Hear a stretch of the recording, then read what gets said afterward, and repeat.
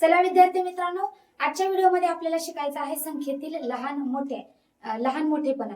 त्याआधी RS एज्युकेशनच्या YouTube चॅनलवर तुमचं मनापासून स्वागत. महाधुरीधरची सेरीज चालू आहे, त्यातला हा 9वा व्हिडिओ आहे. आतापर्यंतचे 8 व्हिडिओ तुम्ही बघितले असतील आणि होमवर्क सुद्धा केला असेल. तर करूया सुरुवात आजच्या व्हिडिओला. प्रश्न क्रमांक 57 बघा काय दिलेला आहे. संख्येतील लहान मोठेपणा आपण शिकतोय. तर 50 आणि एक चौकट दिलेले 50 रिकाम्या चौकटीतील योग्य चिन्ह आपल्याला पर्यायातून शोधायचं आहे.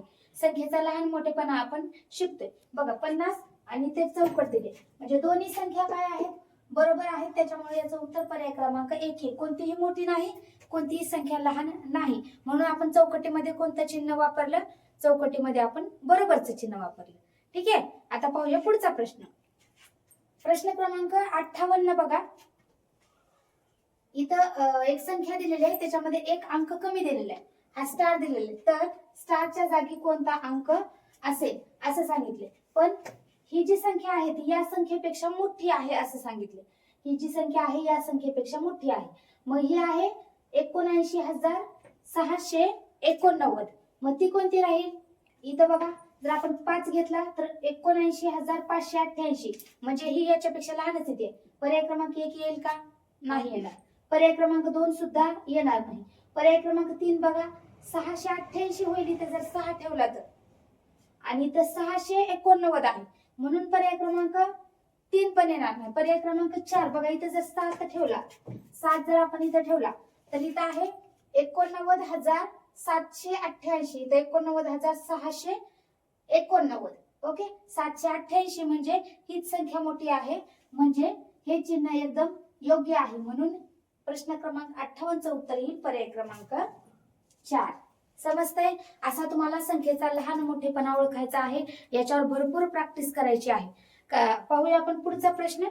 बघा 59 नंबरचा प्रश्न काय दिलेला आहे. 90,909 हा अंक दिलाय, ही संख्या दिली. याच्यामध्ये इथे चौकट दिली आणि चौकटीमध्ये परत पुढे दिलेले 90,990.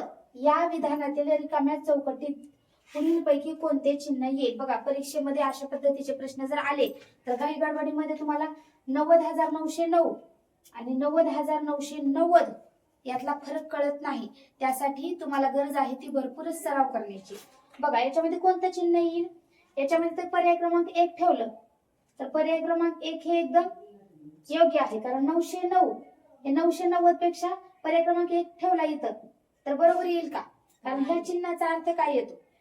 लेस दॅन, लहान, म्हणजे ही संख्या मोठी आहे असा त्याचा अर्थ होतो. त्याच्यामुळं हे चिन्ह येणार नाही. पर्याय क्रमांक 1 उत्तर येणार नाही. पर्याय क्रमांक 2 जर बघा, हे जर आपण चिन्ह ठेवलं म्हणजे मोठं चिन्ह हे जर ठेवलं तर याचा अर्थ काय होतो? या संख्येपेक्षा ही संख्या मोठी आहे. मग या संख्येपेक्षा ही संख्या मोठी आहे हे विधान इथे योग्य आहे का? तर आहे.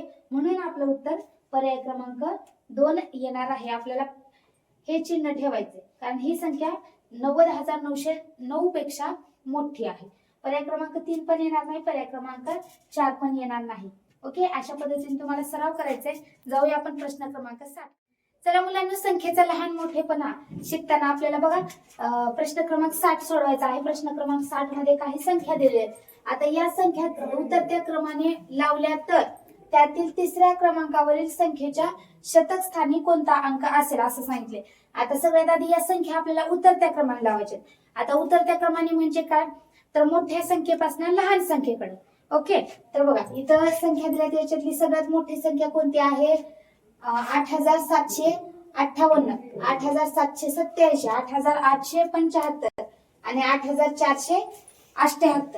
तर 8,875 बघा ही संख्या सगळ्यात मोठी आहे या 4 संख्येपैकी. आता 2 नंबरला बघा कोणती येईल? 2 नंबरला येईल 8,787, 8,787. आता 3 नंबरला कोणती येईल? 8,758, 8,758. आणि 4 नंबरला कोणती येईल मग? 8,400. बरोबर, 8,478. ठीक आहे. अशा पद्धतीने आपण ह्या संख्या काय केल्या? उतरत्या क्रमाने लावल्या. ठीक आहे. आता प्रश्न काय विचारलाय, संख्या उतरत्या क्रमाने लावल्यानंतर शतक स्थानी कोणता अंक असेल. शतक स्थानी विचारले, पण कोणती, तिसऱ्या क्रमांकावर. तिसऱ्या क्रमांकावर, मग तिसरा क्रमांक हा पहिला, दुसरा आणि तिसरा उतरत्या क्रमाने लावल्या. मग तिसऱ्या क्रमांकावर कोणती संख्या आहे, 8758 ही संख्या. मग याच्या शतक स्थानी कोणता अंक आहे हा प्रश्न विचारला. पण एकक स्थानी 8 आहे, दशक स्थानी 5 आहे आणि शतक स्थानी एकक, दशक आणि शतक स्थानी कोणता अंक येतोय, 7 अंक येतोय. म्हणजे उत्तर काय येईल, पर्याय क्रमांक 1. शतक स्थानी अंक विचारला आणि तिसऱ्या क्रमांकाला आपली 8758 ही संख्या आहे. संख्या पहिल्यांदा उतरत्या क्रमाने व्यवस्थित लावायची. त्यानंतर 3 नंबरला कोणती संख्या आहे ती बघा आणि त्याच्या शतक स्थानी कोणता अंक आहे हे बघायचं आणि उत्तर काढायचं आहे. बघा अवघड वाटत असेल कारण 2-3 स्टेप तुम्हाला याच्यामध्ये करायचे आहेत. तर महाधुरीधरचा एकही व्हिडिओ मिस करू नका, म्हणजे तुमची प्रत्येक कॉन्सेप्ट क्लिअर होईल. जाऊया प्रश्न क्रमांक 61 कडे. बघा प्रश्न क्रमांक 61 मध्ये पण काही संख्या दिलेल्या आहेत आणि या संख्या उतरत्या क्रमाने मांडल्यास इथं पण सेम तोच प्रश्न आहे. बघा ह्या संख्या आता आपल्या सगळ्यात आधी आपल्याला ह्या संख्या काय करायच्या आहेत, उतरत्या क्रमाने लावायच्या. बरोबर, उतरत्या क्रमाने लावायच्या असतील तर सगळ्यात मोठी संख्या आपल्याला आधी घ्यावी लागेल. मग आपल्याला ह्या संख्या सगळ्यात आधी बघून घ्यायच्या आहेत. बघा इथं पण 78 आहे, 78, 78 आणि 78. मग पहिल्यांदा फक्त ह्या 3 संख्या बघा. त्याच्यामध्ये जे तुम्हाला सगळ्यात मोठी दिसते ती 1 नंबरला लिहा. सगळ्यात मोठी कोणती राहील, 875 म्हणजे 78,875 ही संख्या 1 नंबरला येईल आणि ही सगळ्यात मोठी आहे. आता त्याच्यापेक्षा लहान कोणती संख्या येईल, 78,758, 587 का 578. तर 758, 78,758 ही संख्या 2 नंबरला येईल. ठीक आहे. आता 3 नंबरला कोणती येईल, 78,587 येईल का 578 येईल. 87 मोठा आहे, 78 मोठा आहे, कारण बघा इथं पण 5 आहे, इथं पण 5 आहे. मग फक्त शेवटचे 2 अंक तुम्हाला कम्पेअर करायचे आहेत, म्हणजे मोठी संख्या तुम्हाला कळेल. मग 87 मोठी आहे. ओके, म्हणून 3 नंबरला ही संख्या येईल 78,587 आणि 4 नंबरला 3 78,588. ठीक आहे. अशा पद्धतीने आपण पहिल्यांदा सगळ्यात आधी संख्येचा उतरता क्रम लावून घेतलेला आहे. मग प्रश्नामध्ये विचारले की या संख्येच्या उतरत्या क्रमाने म्हणल्यास तिसऱ्या क्रमांकावर कोणती संख्या आहे, म्हणजे पहिली, दुसरी आणि तिसरी. तिसऱ्या क्रमांकावर कोणती संख्या येईल, मग तिसऱ्या क्रमांकावर ही संख्या येईल 78,875. एक मिनिट, तिसरी म्हणल्यानंतर ही 78,587. पर्याय क्रमांक 2, 3 नाही, पर्याय क्रमांक 2 याचं उत्तर आहे. ओके, अशा पद्धतीने तुम्हाला सराव करायचा, संख्येचा उतरता क्रम कसा लावावा, चढता क्रम कसा लावावा, संख्येमधला लहान मोठेपणा कसा ओळखावा. आता जाऊया आपण प्रश्न क्रमांक 62 कडे.